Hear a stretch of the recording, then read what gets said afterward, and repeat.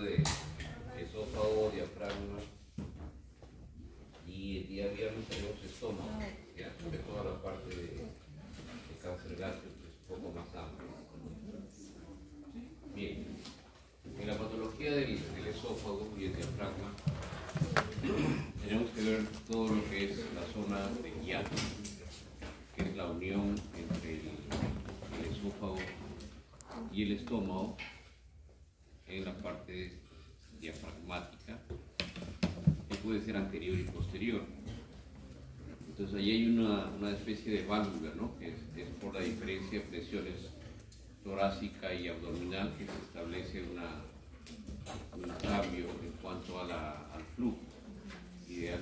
Normalmente pues el flujo se queda en la parte intraabdominal y funciona como una válvula todo el complejo de los diafragmas, los pilares anteriores y posteriores. Pero hay algunas ocasiones en las cuales se establece una debilidad de esta comunicación y se van a producir las hernias diafragmáticas, ¿no? Entonces es un defecto que se produce cuando las vísceras abdominales, usualmente abdominales, independientemente del ciclo respiratorio, se van hacia la cavidad torácica, ¿no? A través de un orificio anormal. Y hay de dos tipos, las congénitas y las adquiridas, ¿no? Las adquiridas son las más raras y el 90% de estas adquiridas, hernias diafragmáticas como tal, son traumáticas, postraumáticas. Muchas veces el traumatismo abdominal hace que se incremente rápidamente la presión intraabdominal y se establece una comunicación, una ruptura de las fibras diafragmáticas y se va a establecer una comunicación que de repente en ese momento no se ve como tal, pero en el transcurrir de los días, meses o años se va a dar la hernia diafragmática. Y las hernias del hiato, generalmente aquí las hernias no se dan en cualquier parte del diafragma, como en una traumática generalmente se da en el diafragma izquierdo, donde está más o menos libre, porque en el lado derecho hay también hernia diafragmática, pero mucho menos frecuente por el hígado que va protegiendo el ascenso de las vísceras. Pero en cambio aquí son hernias que se producen justo en la debilidad, donde hay la comunicación entre las vísceras torácicas, el esófago y el abdomen y abdominales, ¿no? Y ese es el hiato. Entonces el prolapso del estómago hacia el tórax o a través del hiato esofágico del diafragma, ¿no? Esas son las hernias hiatales, que no son otras cosas que diafragmáticas, y la mayoría de ellas son adquiridas. Las más frecuentes son anormalidades que se van a dar por tracto, patología del tracto gastrointestinal superior. Así pueden establecerse hernias por deslizamiento, que se dan, son las más frecuentes en el 90% de los casos, y paraesofágicas, o que van muy cerca del esófago y son posteriores, y son las hernias que son del 10% nada más, ¿no? En cuanto a su frecuencia. Esas son eso es lo normal en la primera imagen, ¿no? Cómo está distribuido y cómo se establece una especie de válvula. La hernia hiatal por deslizamiento es aquel donde hay un ascenso de parte del estómago, ¿no? En este caso del fondo del estómago, más el del cuerpo. En cambio, en la paraesofágica también hay un ascenso del fondo del estómago, el fondo gástrico, pero el esófago queda en su lugar. ¿Cómo las diferenciamos? Hay un ángulo, este ángulo de acá, ¿sí?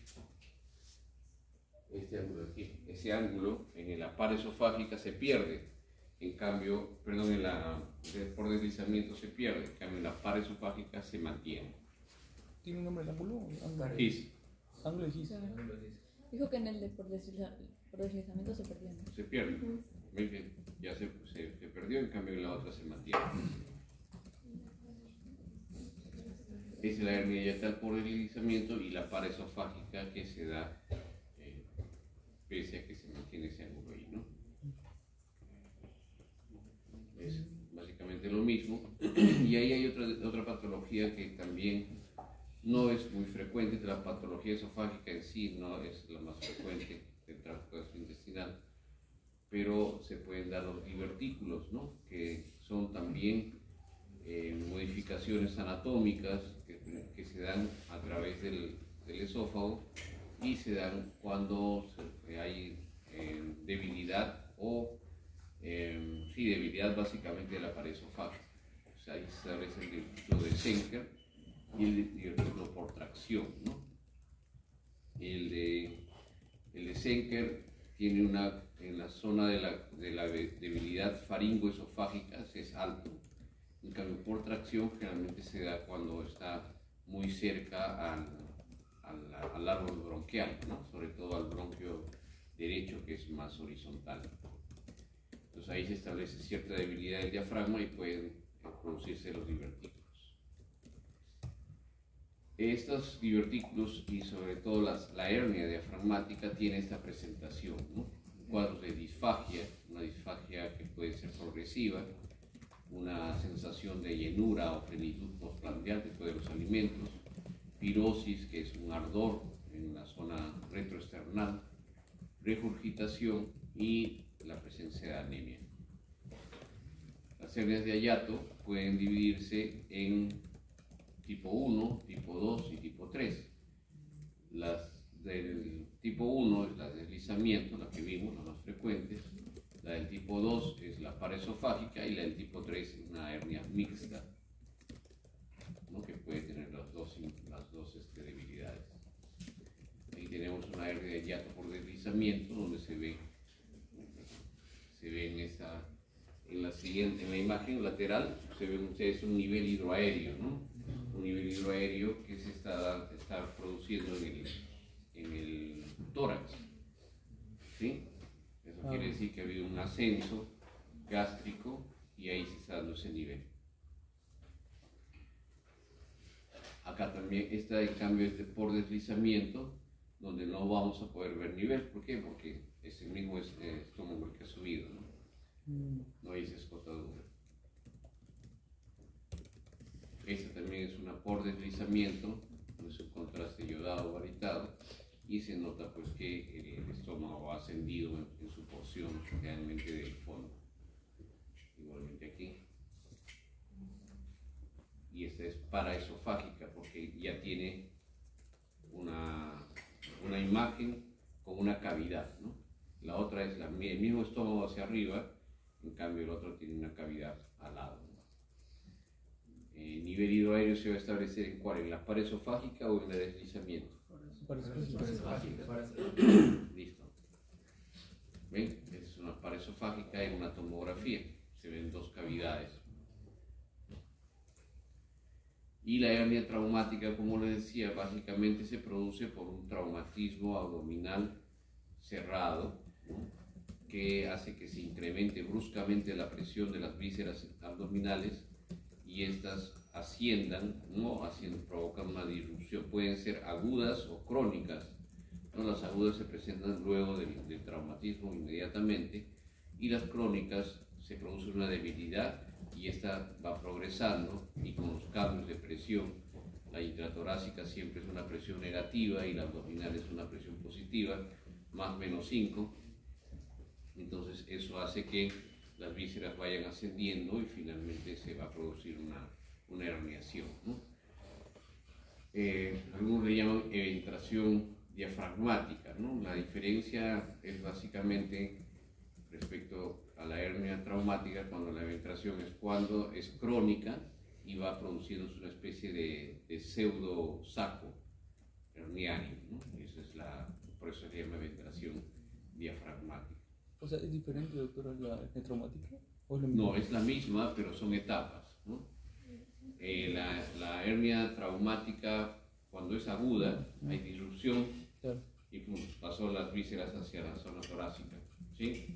Cuando es crónica, hay debilidad y esto poco a poco se va estableciendo ya el pasaje de las vísceras hacia la región torácica. Pero esta demora en el tiempo hace que se forme una especie de pseudo saco y a eso se le llama eventración. ¿sí? Es La como diferencia, en la parasofágica también se formaba como un saco. no estamos hablando de la En la traumática, traumática. no de la paraesofágica.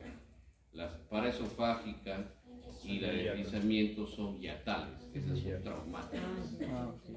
Las traumáticas se van a producir en las zonas donde la debilidad no es lo habitual, no es la anatómica, donde generalmente en el lado izquierdo, en el diafragma izquierdo, porque ahí está más o menos libre, está solamente el estómago y la presión hace que vaya hacia allá las vísceras rápidamente.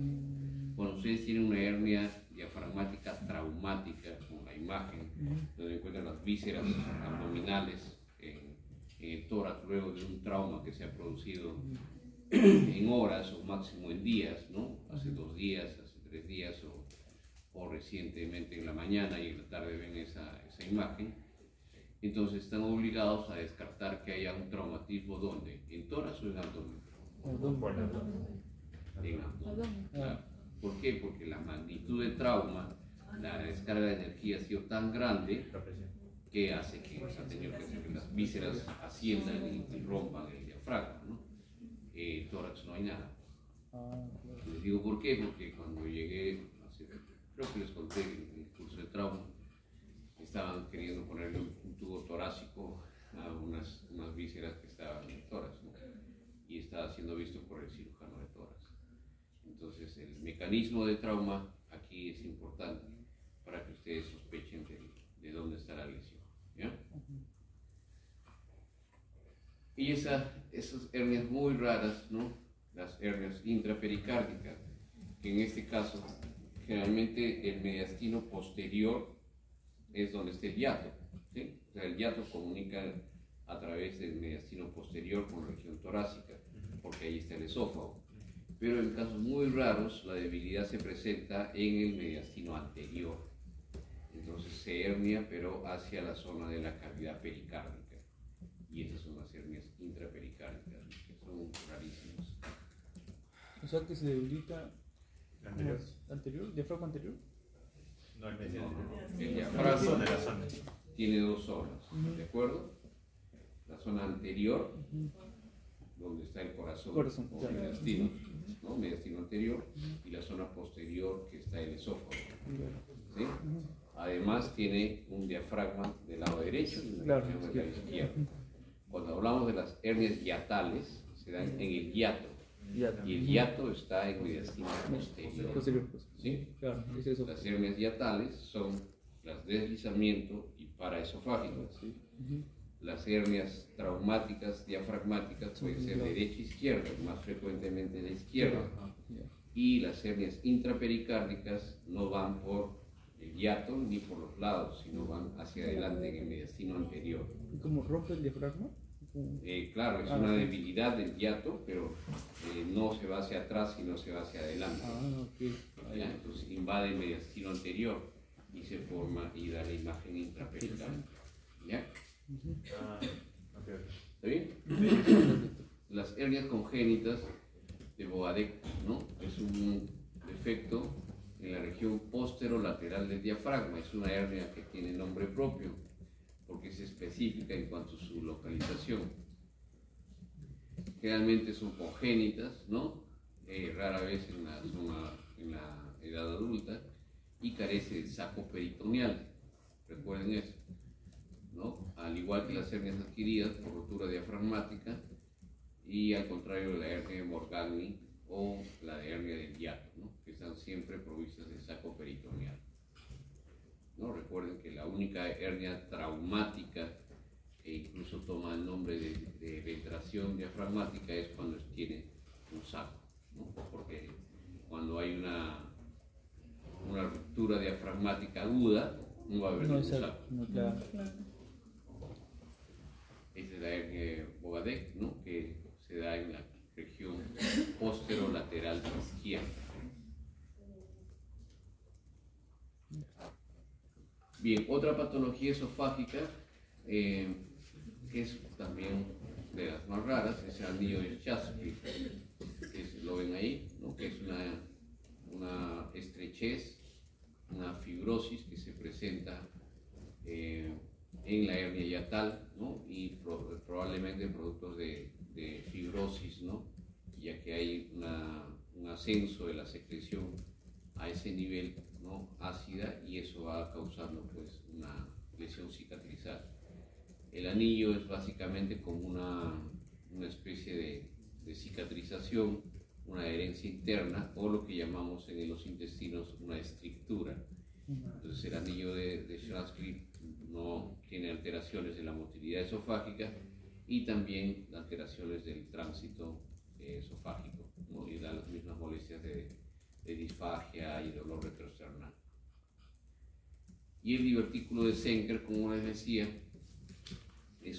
tiene un nombre propio también, es un artículo cricofaríngeo, ¿no? Que es bastante alto, y se da justamente pues la protrusión de la mucosa faríngea a través de una zona relativamente débil en la pared posterior de la faringe, ¿no? Se llama el triángulo de Killian, donde hay una unión y un tránsito de toda la estructura anatómica de la faringe hacia el esófago. En esa debilidad, ahí es donde se produce el divertículo, que no es otra cosa que la protrusión, no solamente de la pared, sino de la pared y mucosa, ¿no? Es un divertículo, le llamamos divertículos, pseudodivertículo, cuando solamente es la pared la que se protruye. En cambio, un divertículo real es que hay protrusión de la pared y de la mucosa, ¿ya? Situado entre el músculo constrictor inferior y de orientación oblicua, ¿no? Al músculo cricofaríngeo. Ese es el divertículo de Zenker, es de los más frecuentes, ¿no? Los por deslizamiento o inferiores, ¿no? Son menos frecuentes. Los divertículos esofágicos están asociados a trastornos de motilidad, ¿no? Básicamente porque así como cualquier parte del tracto gastrointestinal necesita una continuidad para la transmisión de las ondas peristálticas. En este caso no se da por el divertículo, ¿no? Y está acompañado de alteraciones primarias de la motilidad. ¿Esas cuáles son? La calasia, por ejemplo, que es una disminución de la motilidad porque hay una dilatación y hay una pérdida del plexo nervioso que da esa motilidad, y eso se da por una enfermedad. ¿Alguien se acuerda? Una enfermedad parasitaria. Que lo han visto en el efecto. Sí. ¿Qué cosa me dijo? Queda con Una enfermedad cuyos no le voy a decir parásitos, le voy a decir cuyos Tripanosoma. Sí, tripanosoma, sí, claro. son una crucis de enfermedades y eso va a degenerar la zona de la transmisión muscular esofágica y puede dar pues la calasia, ¿no? La enfermedad de Chagas es más frecuente en nuestro país, en la zona sur, ¿no? Y en Brasil, en la zona que es suroriental. No está la 15 de Brasil, ya no está. No vino. ¿Ya? Por si acaso, ahí se produce mucho acalasia, ¿ya? Puede darse también espasmos difusos, un esófago en cascanueces, ¿no? Que forma una dilatación, contracción, ¿no? Así es esófago en cascanueces. Cuando hay un esfínter esofágico hipertenso y alteraciones inespecíficas de la motilidad. Otras alteraciones secundarias son enfermedades del colágeno como vasculitis, esclerosis, ¿no? Enfermedades que están relacionadas básicamente, lupus también, con el tejido conectivo. Pseudoobstrucción intestinal idiopática, enfermedades neuromusculares que pueden atacar también en esta zona, ¿no? Y en otras partes de la zona muscular, neuromuscular intestinal, ¿no? Y también alteraciones endocrinas y metastásicas, ¿no? Por neoplasia, que son de las más raras, ¿no? El tratamiento, lo que hay que hacer cuando hay una hernia va a depender mucho el grado de síntomas y la pérdida de las capacidades de la vida cotidiana, ¿no? Si el dolor y la pirosis ya es prácticamente intratable, así sea pequeña la hernia, definitivamente va a requerir tratamiento quirúrgico. Algunos pueden remitir y pasar a ser asintomáticos con tratamiento médico, básicamente antiácidos, por ejemplo, ¿no? O estimulantes de la motilidad. En estos casos no. Si es que fracasa el tratamiento médico o los síntomas superan, ¿no? y crean pues una dificultad grande en las actividades cotidianas, entonces sí son tratamientos quirúrgicos, ¿no? Entonces la reparación de la hernia puede realizarse transabdominal o transtorácica. Va a depender mucho del procedimiento. Muchas veces se puede hacer vía transtorácica, sobre todo los divertículos, ¿no? La parte superior. Las hernias diafragmáticas, para nosotros es más fácil hacer por laparoscopía, pero para los torácicos va a depender, ellos lo hacen más por laparoscopía. Las técnicas laparoscópicas tienen ventajas, obviamente, porque las zonas del hiato, así como la zona del recto, son zonas cónicas anatómicamente y son de difícil abordaje, ¿no? Porque están en los extremos de la cavidad abdominal, y eso da ventajas en el uso de la laparoscopía, ¿no? Ya que son espacios estrechos y la laparoscopía permite pues una mejor visión y manipulación de las vísceras. Se reduce el vólvulo y se hace un manejo completo del hiato. Y ya les vamos a hablar un poquito de cómo se maneja el hiato, cómo se refuerza esa debilidad del hiato, ¿no? Normalmente puede hacerse hay de dos formas, ¿no? Una de ellas, la más frecuente, es hacer una fundoplicatura de Nissen. Fundoplicatura de Nissen. La fundoplicatura de Nissen es la aplicatura o la sutura del fondo, por eso fundoplicatura del fondo gástrico. Entonces el fondo gástrico, ahí vamos a verlo, creo, en unos slides. Lo que se hace, este es el estómago, y lo que se hace es que el estómago se desdobla de tal manera que va a rodear el esófago por la parte posterior. Obviamente hay que hacer una disección antes, ¿no? Entonces este fondo gástrico rodea y finalmente se plica sobre sí mismo, y esa es la fundoplicatura de Nissen, ¿no? Eso va a ser pues que es como una chalina, le creamos como una chalina al esófago, y va a evitar el ascenso, ¿no? El ascenso, y eso va a evitar los síntomas de la enfermedad por reflujo gastroesofágico, y dentro de ellas también estamos tratando la hernia. Con el fondo del estómago. Con el fondo del estómago. Con el cuerpo lo vas a poder, entonces ahora lo vamos a ver. Ahí está. Ahí está. Claro. Él lo agarra. Sí, entonces en la primera imagen se ve anatómicamente cómo está. En la segunda imagen se ve que el fondo del estómago se va por una disección posterior del esófago, ¿no? Va hacia atrás, ¿no? Transcurre por la parte posterior, y luego lo llevamos hacia adelante a través de una aplicatura, o poner 3 puntos que van a ser entre el estómago y el estómago, o gastrogástrico. ¿Sí? Esa es la fundoplicatura de Nissen. Dentro de la fundoplicatura, y les paso a explicar de una vez, hay una fundoplicatura de Nissen que le llaman el Nissen usual, que es este de aquí. El otro es el floppy Nissen, ¿no? Cuando tenemos que liberar lo que serían los vasos cortos. El estómago tiene una comunicación vascular con el vaso, una comunicación a través de unos vasos sanguíneos. El polo superior del vaso está unido por una fascia y vasos sanguíneos que comunican el estómago con el vaso.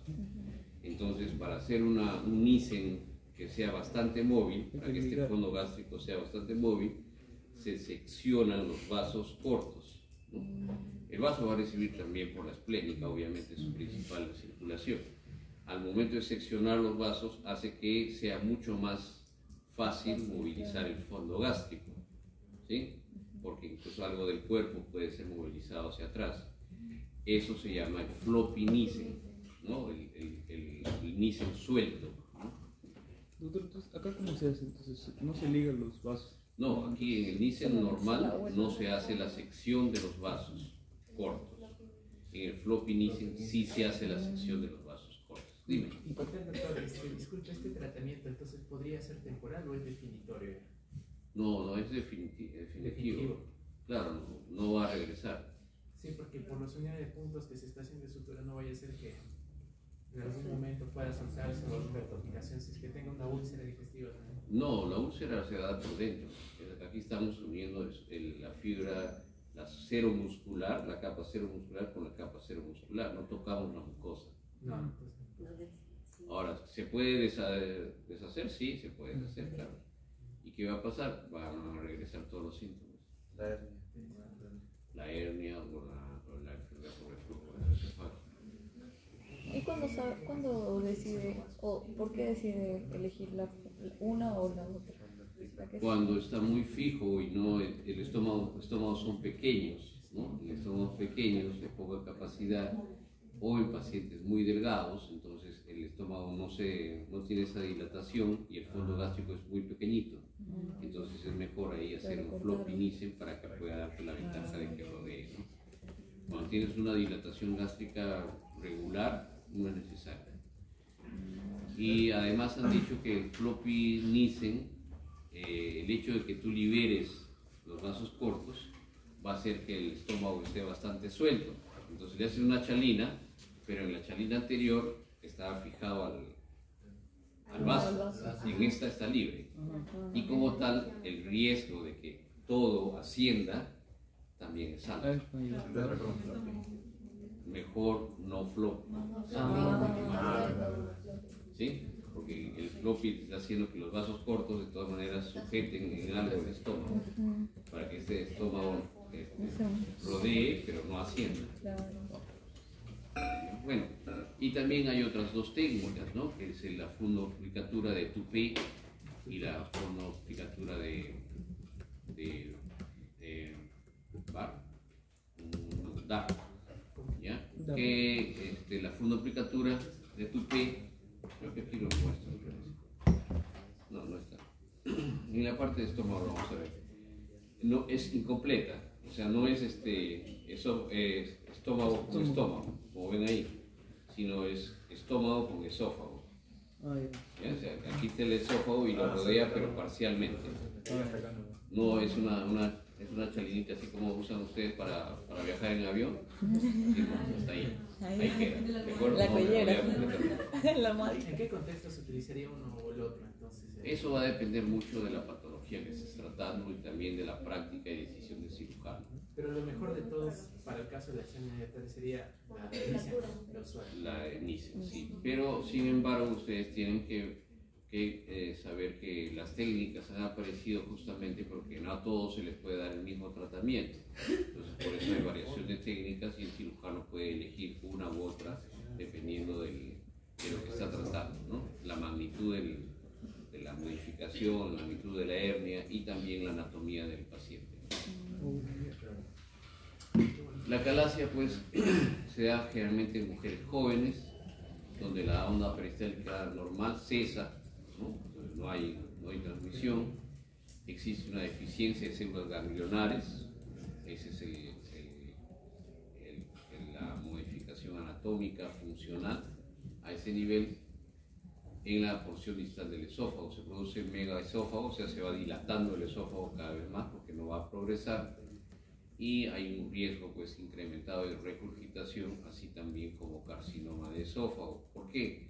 Porque el esófago es una mucosa que no está preparada para el ácido clorhídrico, por lo tanto hay una injuria, ¿no? Permanente, y eso puede llevar pues a cambios, ¿no? En la mucosa. Todas las mucosas que son de transición, es decir, esófago con estómago, el recto con colon, ¿no? El duodeno con el estómago, la zona pilórica.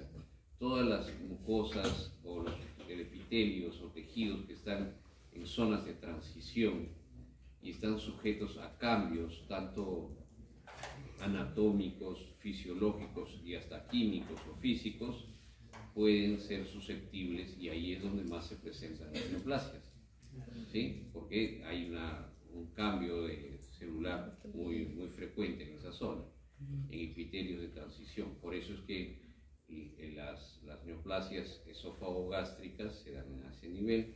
Por eso es que el cáncer gástrico más frecuente es en la zona pilórica, y por eso es que el cáncer rectal es justamente en la zona rectal superior, ¿no? Entre el colon y el recto.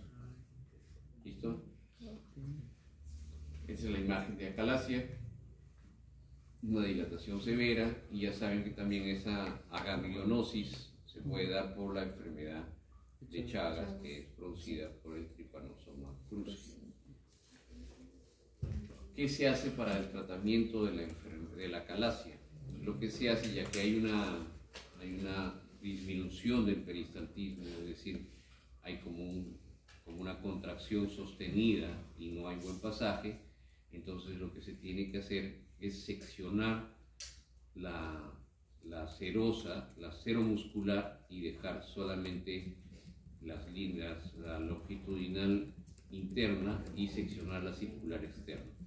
Ustedes saben que las fibras del intestino anatómicamente tienen fibras musculares, que son las longitudinales internas y las circulares externas. Entonces aquí lo que se hace para disminuir esa contracción sostenida que evita el pasaje y tránsito esófago-gástrico, lo que se hace es una sección de las fibras circulares externas. Estamos seccionando el músculo, y a eso se llama miomectomía. Ectomía es sección, corte, ¿sí? Miomectomía, o sea, mio es músculo, entonces estamos en una miomectomía o una sección, que en este caso tiene nombre propio también, se llama miomectomía de Heller. Entonces ustedes van con mucho cuidado. ¿Por qué? Porque este de aquí es el nervio vago, ¿sí? Entonces van en la zona de la unión esófago-gástrica, y 4 centímetros para arriba y 2 centímetros para abajo hacen una sección. Eso, en la laparoscópica es muy bonita la cirugía, porque solamente tienen que levantar con el hook, ¿no? Y las tijeras, y seccionan, ¿no? Esta es la cara anterior del esófago, y van seccionando de tal manera que van abriendo, y queda, pues, ya se acabó la cirugía. Hacen la miomectomía de Heller y terminan. Ahí están las dimensiones, ¿no? Doctor, en este caso no tiene motilidad, entonces si yo le corto, sería como para liberar la longitudinal interna, ¿no? Entonces, ¿para qué? ¿Para que se mueva más? No, ya no funciona como una contracción sostenida. Es como cuando le cortas el esfínter en la zona anal, porque hay una contracción, ¿no? Igual es en la parte de la acalasia, hay una contracción sostenida, y eso hace, pues, que no haya pasaje y se va dilatando el esófago. Pero Lo si que le haces aquí es seccionas esta muscular y rompes o haces que el esfínter se pierda, y hay un tránsito. Pero ahí no tendría riesgo de reflujo. Sí, exactamente. Muchas veces lo que se hace es se complementa con una Las anteriores, las que fundoplicatura para evitar el reflujo. claro. Y el paciente va a tener que tener los mismos cuidados que enfermedad por el cáncer esofágico. ¿Cuáles son? Ya les han dicho ustedes esto en gastro, ¿no es cierto? Que es tener la cabeza levantada, 2 almohadas, cenar temprano, no en la noche, no comer comidas con muchos condimentos, ajíes, así es, ¿no? Dulces, porque pueden fermentar y fácilmente pueden dar un reflujo, ¿no es cierto? Entonces, todos esos cuidados hay que hacerlos cuando hacemos esas cirugías, ¿no? Así como se ha perdido el esfínter hacia abajo, también hacia arriba. ¿Ya? ¿Listo? ¿Preguntas? Está facilito, ¿no?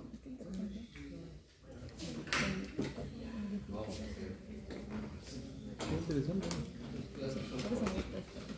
Muy también.